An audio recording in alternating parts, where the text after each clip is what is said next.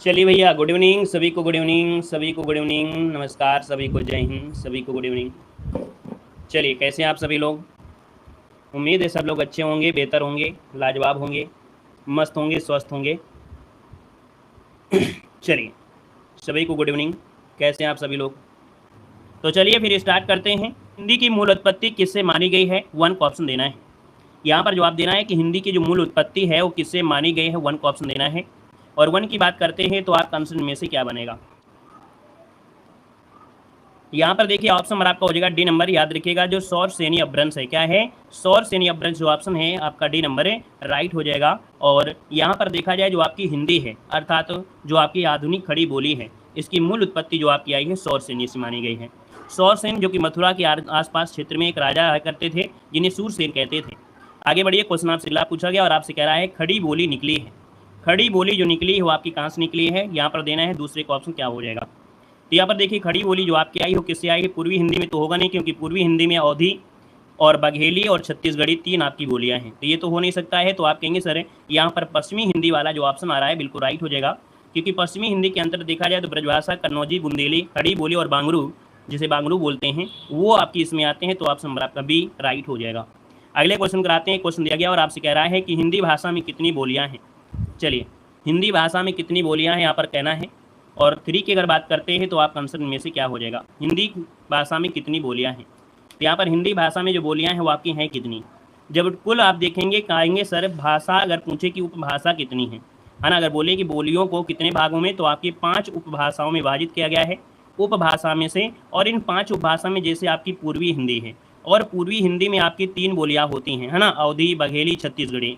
इसी प्रकार से अगर देखेंगे पश्चिमी हिंदी में तो आपकी 5 बोलियाँ होती हैं। बिहारी हिंदी में 3 बोली, मतलब कुल मिला के ये जितनी आपकी बोलियाँ होती हैं वो सब मिला देंगे तो 18 हो जाएंगे। ये आंसर आपका सी वाला राइट हो जाएगा। क्लियर है? अगला क्वेश्चन दिया गया और आपसे कह रहा है कि किसी समिति क्षेत्र में बोली जाने वाली जो स्थानीय भाषा है उसे क्या कहते हैं। समिति नहीं है यहाँ पर, सीमित है। किसी सीमित क्षेत्र में बोली जाने वाली स्थानीय भाषा जो आपकी है, यहाँ पर आंसर इनमें से होगा क्या? तो जब सीमित क्षेत्र में होती है उसको बोली कहते हैं, है ना। अगर सीमित क्षेत्र में है तो उसको हम लोग बोली कहते हैं। इसको ऑप्शन नंबर आपका सी यहाँ पर राइट हो जाएगा। और यहाँ पर जो लोग जवाब दे रहे हैं बिल्कुल सही है ना। उपभाषा जो होती है, उपभाषा क्या होता है? इसका जो क्षेत्र होता है विस्तृत होता है और इसके अंदर बोलियाँ आ जाती हैं। ठीक है, यहाँ पर अगला क्वेश्चन आपसे कह रहा है कि शब्द की सबसे छोटी इकाई जो आपकी है इनमें से क्या है। शब्द की छोटी जो इकाई है इनमें से क्या है, यहाँ पर बताना है। तो आप कहेंगे शब्द की सबसे छोटी इकाई, यहाँ पर आपका क्या बनेगा? स्वर तो होगा नहीं, यहाँ पर आंसर आपका बी हो जाएगा, वर्ण बन जाएगा। वर्ण या ध्वनि होती है जो सबसे छोटी इकाई होती है। ऑप्शन नंबर आपका बी राइट हो जाएगा। यहाँ पर आगे बढ़ते हैं। क्वेश्चन दिया गया है और आपसे कह रहा है वर्णमाला में स्पर्श व्यंजनों की संख्या कितनी है। यहाँ पर बताना है कि आपसे दिया है वर्णमाला में स्पर्श व्यंजनों की जो संख्या है वो आपकी कितनी है।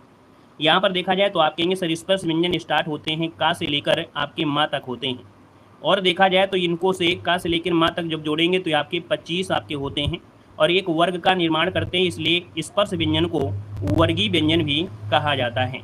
तो आपका जो आंसर आ रहा है अगर ए नंबर, तो आपने बिल्कुल सही जवाब दिया है। ऑप्शन नंबर आपका ए हो जाएगा। अगले क्वेश्चन कराते हैं। क्वेश्चन दिया गया है कि निम्नलिखित में से कौन सा शब्द जातिवाचक संज्ञा का है। चलिए बताना है, जातिवाचक संज्ञा में से पूछा गया है, आपका आंसर इनमें से क्या होगा। मिठास है, कर्मचारी है, गंगा है और पर्वत दिया गया है। इसका जो बेस्ट आंसर आपका होगा इनमें से क्या हो सकता है। तो भैया यहाँ पर देखा जाए आपसे मिठास, तो ये भाववाचक संज्ञा हो जाएगी, है ना। मिठास जो आपकी है वो आपकी भाववाचक है, तो ये तो पूछा नहीं गया है। कर्मचारी जो आपके हैं इसका मतलब है कर्मचारी जो आपका बी वाला ही आपकी जाति में आ जाएगा। गंगा जो कि देखा जाए ये आपकी व्यक्तिवाचक है, कैसी है? ये आपकी व्यक्तिवाचक है, तो आपका ये भी नहीं हो सकता है, ये भी नहीं हो सकता है। पर्वत कई प्रकार के हो सकते हैं, अर्थात यहाँ पर देखा जाए तो आपका जो आपका डी वाला दिया है, तो इसका जो सही आंसर होगा वो आपका बी प्लस डी, अगर आपने बिना देखे ही सही किया है। तो भैया आपने अगर बी और डी दिया है तो बिल्कुल सही है ऑप्शन, कोई सोचने और समझने की आवश्यकता नहीं है कि सर हम यहाँ पर कहें, और आप लोगों ने पहले ही ढूंढ लिया है। यहाँ पर कर्मचारी भी आपकी जाति में आता है और पर्वत भी आता है, मतलब 1 नंबर जो आपके हैं वो खाते में आपको दिए जाते हैं। आपको हाईकोर्ट जाने की आवश्यकता नहीं होगी। क्लियर है? यहाँ पर आगे बढ़िए। क्वेश्चन आपसे अगला पूछा गया और आपसे दिया गया है, कह रहे पशु चर रहे रेखांकित में से आपको बताना है। चलिए, चाहे रिकॉर्डेड लीजिए चाहे लाइव लीजिए, हम किसी से अब कुछ नहीं कहने वाले हैं, क्योंकि लड़के किसी के सगे है नहीं हैं, है ना, बच्चे किसी के सगे नहीं हैं, सबको अच्छा मानते हैं, सबको बुरा मानते हैं। आप लोगों से लाइक करने के लिए बोलना पड़ता है, इसलिए कुछ नहीं कहेंगे। आपकी मर्ज़ी, आप लाइव पढ़िए चाहे क्लास में कुछ भी करिए, कोई मतलब नहीं है। पढ़ लीजिए, हम पढ़ाते रहेंगे, आपके कमेंट को ध्यान भी नहीं देंगे, आपकी मर्ज़ी। ठीक है ना? क्लियर है ना? आप हमारे स्टूडेंट ना हम तुम्हारे टीचर। पढ़ने के उद्देश्य से हैं, पढ़ लीजिए, जॉब मिल जाएगी तो जॉब कर लीजिएगा, कोई दिक्कत नहीं है। ठीक है, चलिए पशु चल रहे रेखांकित आपसे कह रहा है, तो यहाँ पर देखो पशु है, और पशु में की बात करते हैं तो कोई एक पशु की बात है नहीं है। यहाँ पर देखा जाए भाव की बात हो नहीं कि पशु में कोई भाववाचक है। अगर यहाँ पर पशुता हो जाता, पशुता, तो ये जरूर आपकी भाववाचक संज्ञा हो जाती। द्रव्यवाचक संज्ञा तो है नहीं है कि भैया पशुओं को हम द्रव्य में नाप लेंगे, तो यहाँ पर आपका बनेगा क्या? बी नंबर जातिवाचक संज्ञा, आपका आंसर बी राइट हो जाएगा। आगे बढ़िए, क्वेश्चन आपसे दिया गया और आपसे कह रहा है कि निम्नलिखित में से कौन सा शब्द आपका पुल्लिंग है। और यहाँ पर पुल्लिंग की बात करते हैं तो भैया देखा जाए तो कैसा और कैसी, है ना? हमने बताया था कैसा और कैसी से लगभग देखा जाए तो 99% जो क्वेश्चन होते हैं वो सही हो जाते हैं। लेकिन हमने कहा है कि दुनिया की कोई भी ट्रिक 1% मान्य नहीं होगी, क्योंकि 1% आपकी चाहे हिंदी हो चाहे मैथ हो, कहीं ना कहीं ऐसा क्वेश्चन मिलेगा जब आपकी ट्रिक बिल्कुल फेल हो जाएगी, है ना? तो इसलिए हम हमेशा कहते हैं कि जो भी ट्रिक होती है वो 99% होती है, 100% आपकी नहीं होती है। यहाँ पर देखिए आपका जो आंसर है 9 नंबर में कह रहा है कौन शब्द आपका पुल्लिंग है। और पुल्लिंग की अगर बात कर लेते हैं तो यहाँ पर देखा जाए तो आपका आंसर क्या बनेगा? देखो यहाँ पर दिया है लगन कैसी है ना? मीमांसा है। यहाँ पर देखो दिया है आहट दिया है, और जो आपका माधुर्य है, माधुर्य शब्द जो दिया है वो ऑप्शन नंबर आपका डी राइट हो जाएगा, जो कि आपका पुल्लिंग है। ठीक है, माधुर्य गुण होता है ना? जो माधुर्य गुण है, ओज गुण है, गुण 3 प्रकार के होते हैं, है ना? जिनमें से माधुर्य है, तो ये आंसर आपका डी राइट हो जाएगा। यहाँ पर बाकी जो भी आपके हैं आहट, वैसे भी भाववाचक संज्ञा जितनी भी होती हैं, भाववाचक संज्ञा जितनी भी होती हैं वो आपकी हमेशा क्या होती है? स्त्रीलिंग में होती है। इसको भी याद रख लेना, क्योंकि कभी थ्योरी में क्वेश्चन बन जाता है कि भाववाचक संज्ञा जो होती है वो क्या होती है? तो स्त्रीलिंग में होती हैं। अगला देखो दिया गया है कि निम्नलिखित में से पुल्लिंग शब्द आपका जो है इनमें से कौन सा है? पुल्लिंग शब्द दिया गया है, पुल्लिंग की बात करते हैं तो यहाँ पर राज कैसा है? राज, ये राज कैसा है? राज बताने लायक है कि नहीं है? ये राज को राज रहने दीजिए, इसका मतलब आपका ये वाला सही है। ये बात कैसी है ये बनेगा नहीं, गीत कैसा है या गीत कैसी है, तो आप कहेंगे गीत कैसा है ना? ये गीत अच्छा है, गीत बुरा है, इसका मतलब ये भी है। मात ये आपका होगा नहीं, तो इसका मतलब है कि 2 ऑप्शन इसमें भी आपको मिलेंगे, 1 नंबर आपको मिलेगा आपके खाते में। तो यहाँ पर याद रखिए ए नंबर, और जिन लोगों ने यहाँ पर सी नंबर दोनों लगाया है तो आपका नंबर यहाँ पर बिल्कुल सही हो जाएगा, है ना? यहाँ पर देखा जाए तो पुल्लिंग शब्द आपका राज भी है और आपका गीत भी है। यहाँ पर आगे बढ़ते हैं, क्वेश्चन दिया गया है कि सदा एक वचन में प्रयुक्त होने वाले शब्द को क्या कहते हैं? चलिए, सदा एक वचन में प्रयुक्त होने वाले जो शब्द हैं इनमें से क्या है यहाँ पर देना, इसका आंसर इनमें से राइट क्या हो जाएगा? चलिए, यहाँ पर दिया है प्रयुक्त होने में सदा एक वचन। देखो यहाँ पर दिया है होश उड़ गए लोग, है ना? यहाँ पर दिया है बहुवचन है। हस्ताक्षर दिया है, यहाँ पर जनता दिया है, तो भैया जनता एक वचन है, लेकिन हस्ताक्षर क्या है? ये बहुवचन दिया गया है। यहाँ पर वर्षा और जनता, याद रखिए इसका सही आंसर जो आपको बनेगा, दोनों ऑप्शन मतलब इस ऑप्शन में से दोनों ही क्या हैं? दोनों ही आपके एक वचन में हैं। बाकी अदर ऑप्शन में देखा जाए तो आपके होश दिया है, यहाँ पर लोग दिया है, एक आपका यहाँ पर बहुवचन है, एक पुल्लिंग है। इस कारण से यहाँ पर ये ऑप्शन आपके कटते चले जाएंगे। यहाँ पर आंसर नंबर आपका सी जो दिया है वो आपका आंसर सदा एक वचन में है। यहाँ पर प्राण दिया है और बाल दिया है, आपके बहुवचन में होते हैं, लेकिन आपसे पूछा है सदा एक वचन, तो ऑप्शन सी हो जाएगा, जो वर्षा है और जनता है। याद रखिए कभी भी वर्षा की बात करें तो वर्षा हमेशा आपकी क्या होता है? आपकी एक वचन में ही होता है। जनता भी आपकी एक वचन में होती है, इसको भी नोट कर लीजिए क्योंकि गलतियाँ होती हैं, हमने मॉर्निंग वाली क्लास में आपको पढ़ा दिया है। यहाँ पर देखो दिया है मिठाई दिया है और किस शब्द का एक वचन है? मिठाई जो है वो किस शब्द का एक वचन है? यहाँ पर देना है ऑप्शन ए बनेगा या ऑप्शन सी बनेगा, क्योंकि मीठे तो आपका होगा नहीं, इसको हटाए देते हैं। यहाँ पर मिठाई का मिठाई तो आपका है ही नहीं है। अब या तो ऑप्शन ए बनेगा या तो ऑप्शन आपका सी बनेगा। अब इसमें से सही कौन सा है?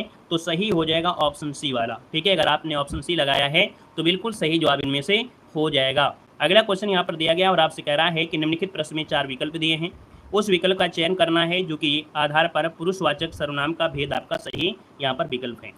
वह कल मुझसे मिलने आएगी, ये आपसे कह रहा है, और आपसे कह रहा है पुरुषवाचक सर्वनाम का भेद आपको बताना है। देखिए पुरुषवाचक सर्वनाम के 3 भेद आपके होते हैं जो कि आपको बताया जाता है कि भैया एक होता है आपका उत्तम पुरुष होता है, दूसरा आपका मध्यम पुरुष होता है और तीसरा होता है अन्य पुरुष होता है। उत्तम पुरुष में देखो मैं होता है और हम होता है, और मध्यम पुरुष में तुम होता है, आप भी होता है। अब यहाँ पर दिया है वह कल मुझसे मिलने आएगी, कौन मिलने आएगी? वह। तो वह जो आपका है ये आपका है क्या? वह जो है वो आपका है क्या? तो वह किस में आएगा? मैं में आएगा, मतलब उत्तम पुरुष में नहीं होगा क्योंकि मैं और हम हैं। यहाँ पर मध्यम पुरुष में तुम होता है, ये भी नहीं होगा। तो आप कहेंगे सर यहाँ पर जो आंसर है वो आपका यहाँ पर ये वाला आपका आंसर राइट हो जाएगा। वह जो आया है वो आपके अन्य पुरुष में आया है, क्योंकि संबंध में तो है नहीं है, मध्यम है नहीं है, उत्तम होगा नहीं, तो ऑप्शन नंबर आपका सी राइट हो जाएगा। नेक्स्ट क्वेश्चन दिया गया है कि जो सर्वनाम शब्द वक्ता, श्रोता अथवा किसी अन्य व्यक्ति के लिए प्रयोग किया जाता है उसे क्या कहते हैं। यहाँ पर जवाब देना है, इसका जो आंसर है वो राइट इनमें से क्या हो जाएगा। तो देखिए यहाँ पर आंसर क्या हो जाएगा, वक्ता, श्रोता या अन्य व्यक्ति है, और अन्य व्यक्ति है तो आपका आंसर क्या संबंध होगा नहीं, अनिश्चयवाचक होगा नहीं, तो आप कहेंगे सर पुरुषवाचक, जो कि ऑप्शन है आपका बी नंबर है यहाँ पर राइट हो जाएगा। क्लियर है, आगे बढ़िए। क्वेश्चन आपसे अगला पूछा गया और आपसे कह रहा है कि दिए गए विकल्पों में से उन्नत शब्द का क्या दर्शाता है। उन्नत शब्द जो दर्शाता है वो क्या दर्शाता है, आपसे कह रहा है। यहाँ पर उन्नत शब्द जो है वो आपका है क्या, चलिए देखिए इसका आंसर क्या हो जाएगा। उन्नत शब्द जो आपका है वो विशेषण है, विशेष है, प्राविशेषण है, या यहाँ पर आपका क्रिया विशेषण है। यहाँ पर आंसर जो आपका दिया है वो राइट इनमें से क्या होगा। देखिए यहाँ पर जो आंसर आ रहा है वो आपका आ रहा है विशेषण, तो आपका जवाब आया है 15 नंबर में, वो बिल्कुल सही है कि उन्नत जो दिया है वो आपका क्या है, विशेषण है। अब आप कहेंगे सर अगर ये उन्नत जो है विशेषण तो इसका विशेष क्या बनता है, तो याद रखिएगा उन्नत का विशेष बनता है उन्नति। क्या होता है, उन्नति होता है। उन्नति अगर बोला जाए कि उन्नति जो है वो हो जाता है विशेष होता है, याद रखिएगा। तो इसका विशेषण हो गया, उन्नत शब्द आपका विशेषण है। आगे बढ़िए, क्वेश्चन दिया गया और आपसे कह रहा है कि सकर्मक क्रिया का उदाहरण पूछा गया है। सकर्मक क्रिया का सही उदाहरण में से क्या है,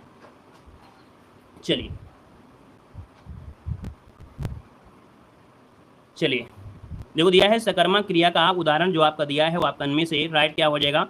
तो सकर्मक क्रिया क्या है, यहाँ पर क्या दौड़ता है, क्या हंसता है, क्या पढ़ता है और क्या आता है, ये आप लोगों ने हमेशा पढ़ा होगा, है ना, ये आप लोगों ने हमेशा पढ़ा होगा। लेकिन यहाँ पर आपको बताया जाता है कि भैया सकर्मक और क्रिया में एक बात को और ध्यान रखना है, एक बात और ध्यान रखना है, और ध्यान ये रखना है कि जब खर्च करने या कोई काम जो होता है वो कम होता है, जैसे वह खाता है, वह खाता है, तो आप कहेंगे क्या खाता है, तो कुछ ना कुछ खा रहे होंगे, और कुछ ना कुछ खा रहे होंगे तो वो चीज़ कम हो रही होगी। क्या हो रही होगी, कम हो रही होगी।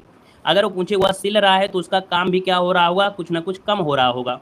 भाई अगर यहाँ पर 4 पन्ने का काम दिया गया, जैसे वह लिख रहा है तो भाई 4 पन्ने का काम दिया है, तो वो काम कहीं ना कहीं वो क्या हो रहा है, कम हो रहा है ना। तो अर्थात जब कम होने की बात करें तो ये होता है सकर्मक होता है ना। जैसे कि अगर आपसे बोले वह दौड़ता है, और दौड़ना क्या वो कम हो रहा है क्या, उस है ना, कम तो नहीं हो रहा है, वो तो बराबर चल रहा है। तो याद रखिए इसका जो आंसर आपका बनेगा 17 नंबर में वो राइट हो जाएगा, ए नंबर है। यहाँ पर दौड़ना तो आपकी अकर्मक है ना, लेकिन पूछा गया था आपसे सकर्मक वाला, तो सकर्मक यहाँ पर क्या हो जाएगा, पढ़ना है। क्या है, पढ़ना है। ऑप्शन नंबर आपका सी राइट हो जाएगा। क्लियर है, अगला देखो दिया गया है और आपसे कह रहा है कि मीरा जोर से हंसी, यह वाक्य किस क्रिया का समुचित उदाहरण दिया है, यहाँ पर पूछा गया है।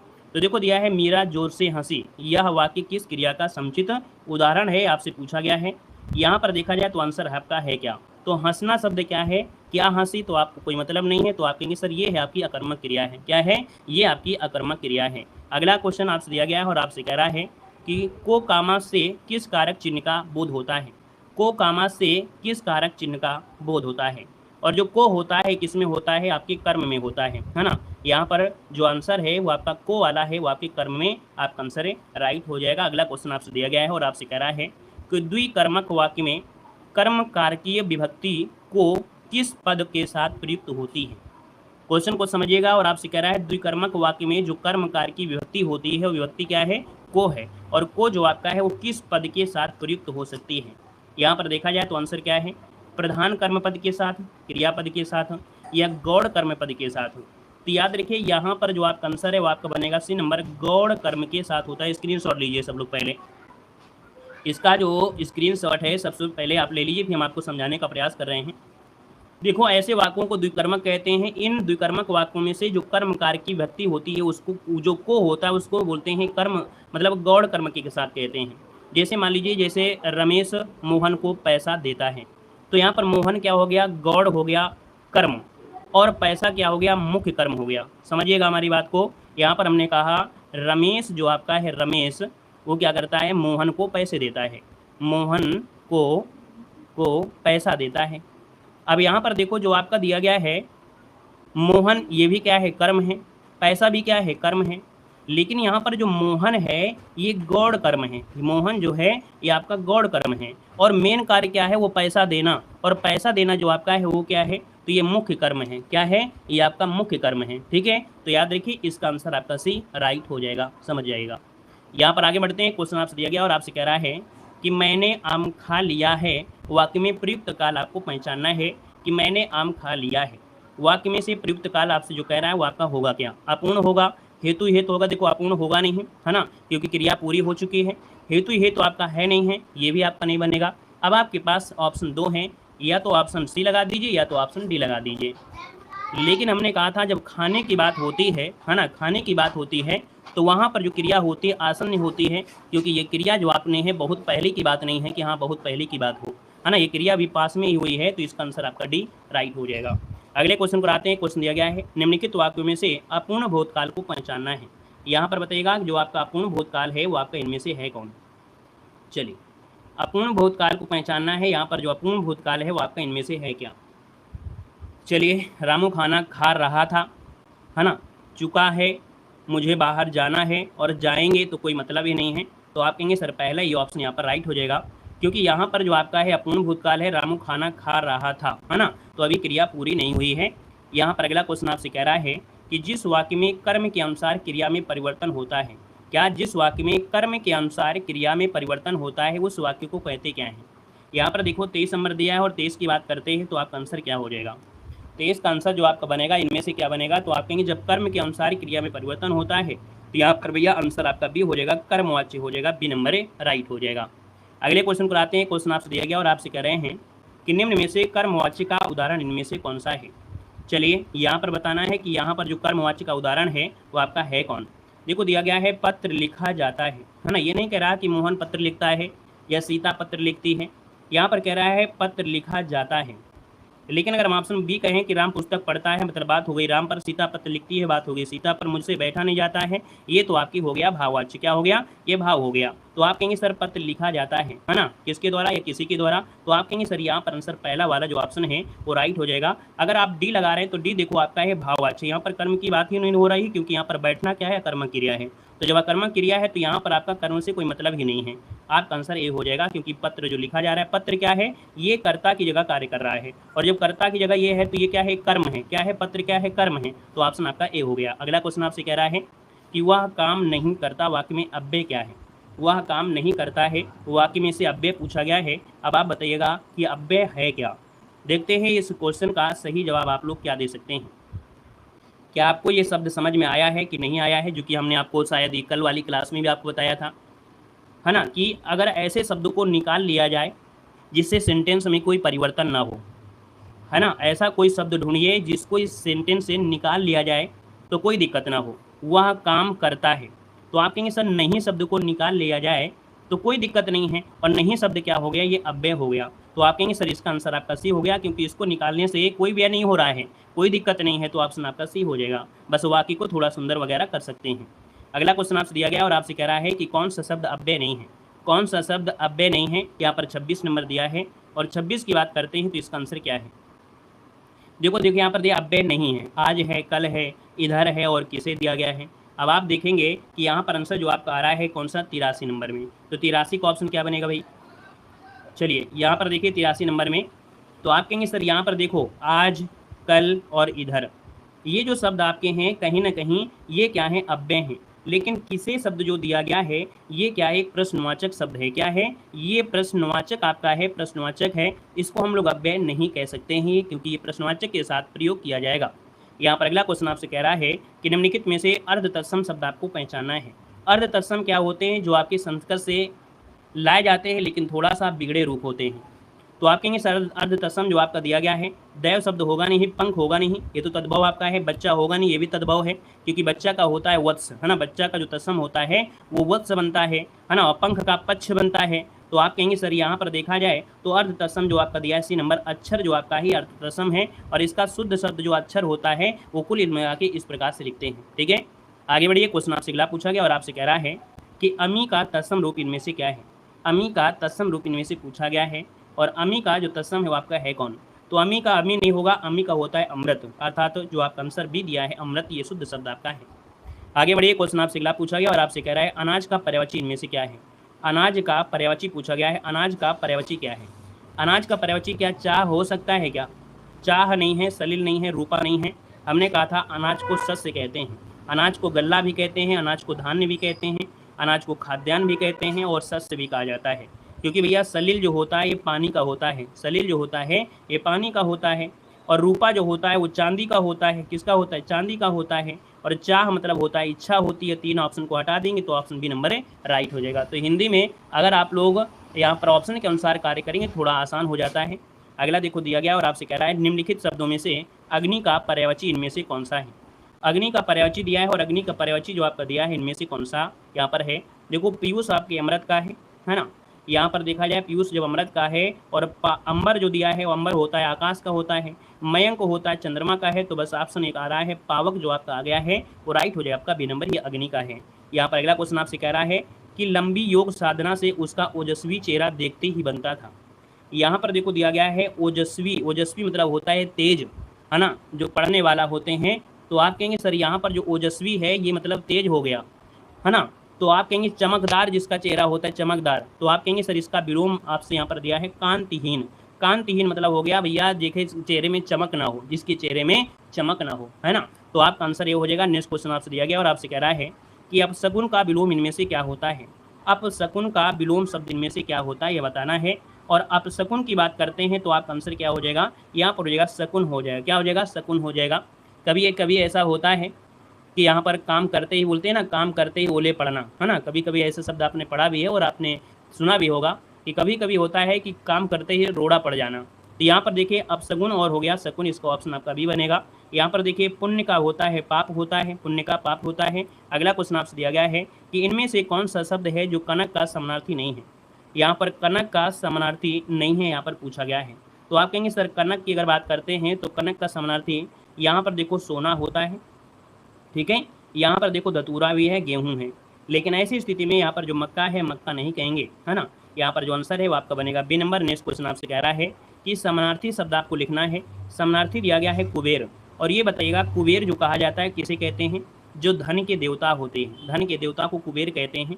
और याद रखिएगा कुबेर मतलब हो गया धनराज, है ना। क्या हो गया, धनराज जो आपको बोला जाता है इन्हीं को कहते हैं धनराज कहते हैं, राज राजा कहते हैं, यक्षराज भी कहते हैं, धनद भी कहते हैं, धनाधिप भी कहते हैं। अर्थात जिस भी शब्द में से धन लगा है अर्थात वो कुबेर की पर्यायवाची यहाँ पर हो जाएगा। क्लियर है। यहाँ पर अगला क्वेश्चन आपसे कह रहा है कि जिसका उपचार ना हो सके उसे क्या कहते हैं। जिसका उपचार ना हो सके उसे क्या कहते हैं।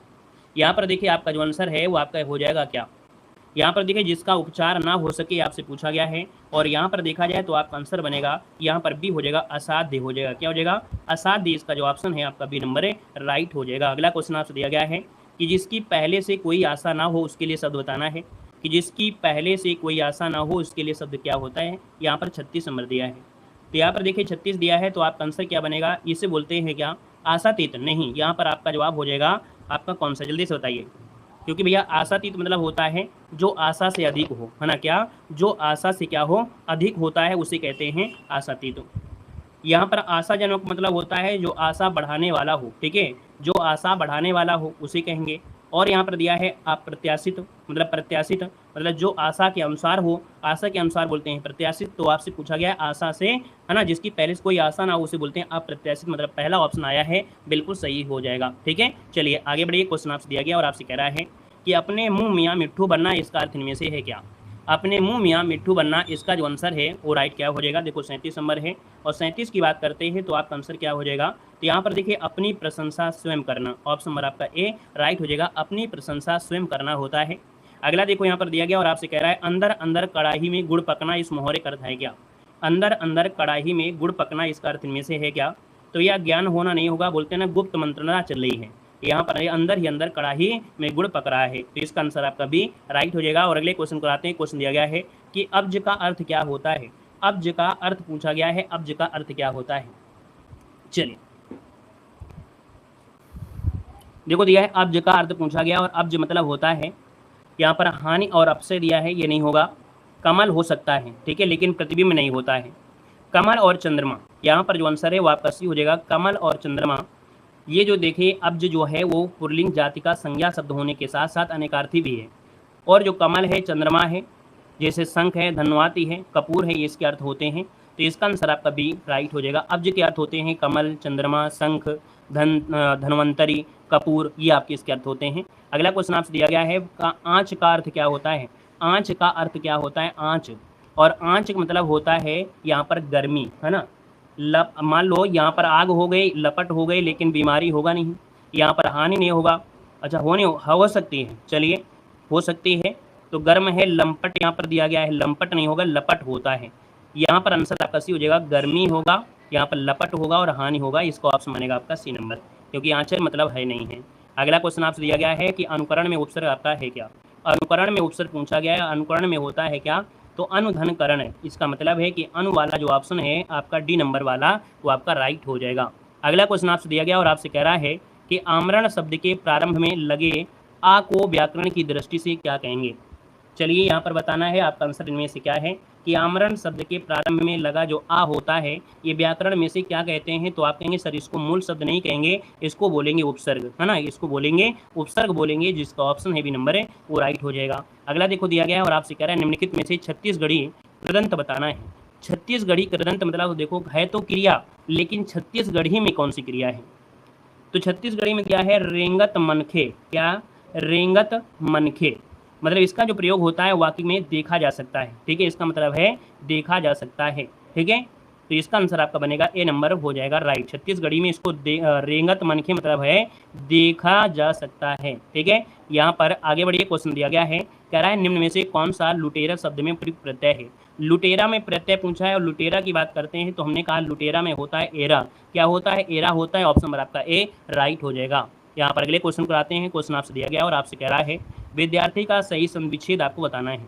45 नंबर दिया है और 45 की बात करते हैं तो यहाँ पर देखो विद्यार्थी होता है विद्याधनर्थी। क्या होता है, विद्याधनर्थी होता है। इसका जो ऑप्शन है वो आपका बी हो जाएगा। और अगर आपसे पूछे संधि कौन सी है तो देखो यहाँ पर बड़ा की मात्रा, यहाँ पर छोटा की मात्रा है, कुल मिला के यहाँ पर मात्रा कौन सी लगी है, बड़ा। इसका मतलब हो गया ये दीर्घ संधि। क्या हो गई, दीर्घ संधि। अगला क्वेश्चन आपसे दिया गया है, कह रहा है सावधान का सही संविच्छेद आपको बताना है।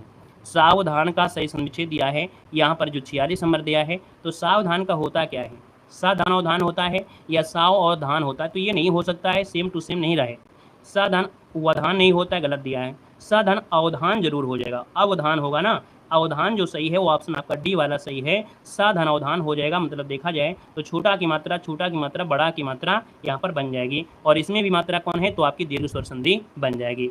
अगला क्वेश्चन यहाँ पर दिया गया और आपसे कह रहा है कि भीष्म पितामह ने आजीवन शादी न करने का प्रणय लिया, है ना, या प्रण लिया। तो ये आजीवन शब्द में समास पूछा है। तो भैया जीवन तो ठीक है ना, जीवन तक तो सही है क्योंकि ये मूल शब्द है, लेकिन आ लगा दिया गया, इसका मतलब है पूरी जीवन भर की बात कह रहा है। तो इसमें से पहला शब्द लगाने से इसमें परिवर्तन हुआ, अर्थात यही क्या हो गया, प्रथम पद क्या हो गया, प्रधान हो गया। जिस समास का प्रथम पद क्या होता है, प्रधान होता है, वो होता है अव्ययी होता है। ऑप्शन नंबर आपका ए राइट हो जाएगा, ए नंबर। अगला दिया गया है आपसे कह रहा है यथा संभव में समास क्या है। यथा संभव में समास पूछा गया है और यथा संभव की अगर बात करते हैं तो यहाँ पर आंसर क्या हो जाएगा, ए नंबर अव्ययी भाव हो जाएगा, ए नंबर अव्ययी हो जाएगा क्योंकि यथा संभव दिया गया है। ठीक है ना, यहाँ पर संभावना के अनुसार। अगला देखो दिया गया और आपसे कह रहा है कि साधारण वाक्य के अंत में किस विराम चिन्ह का प्रयोग होता है। जो साधारण वाक्य होता है उसके अंत में किस विराम चिन्ह का प्रयोग किया जाएगा, ये आपसे कह रहा है। यहाँ पर देखा जाए तो आपका जो आंसर है 49 नंबर में ऑप्शन में से क्या होगा, ये होता है पूर्ण विराम। क्या होता है, पूर्ण विराम होता है। ऑप्शन नंबर आपका ए राइट हो जाएगा। अगला क्वेश्चन आपसे कह रहा है कि सरल या साधारण वाक्य किसे कहते हैं। सरल या साधारण वाक्य किसे कहते हैं। तो यहाँ पर देखिए जो सरल वाक्य होता है या साधारण होता है, जो छोटा हो जिसे नहीं कहेंगे। याद रखिए साधारण या साधारण वाक्य होते हैं जिसमें एक उद्देश्य हो, एक विधेय हो और एक क्रिया हो, उसे कहते हैं यहाँ पर सरल या साधारण वाक्य कहते हैं। मतलब उद्देश्य का होना जरूरी है। तो चलिए यहाँ पर इतने ही क्वेश्चन रखते हैं, बाकी जो हिंदी साहित्य के क्वेश्चन हैं वो हिंदी साहित्य के जो क्वेश्चन हैं उनको हम लोग कल सॉल्व कराएंगे। क्लियर है, तो चलिए फिर आज के लिए इतना रखते हैं। धन्यवाद सभी को, जय हिंद, वंदे मातरम।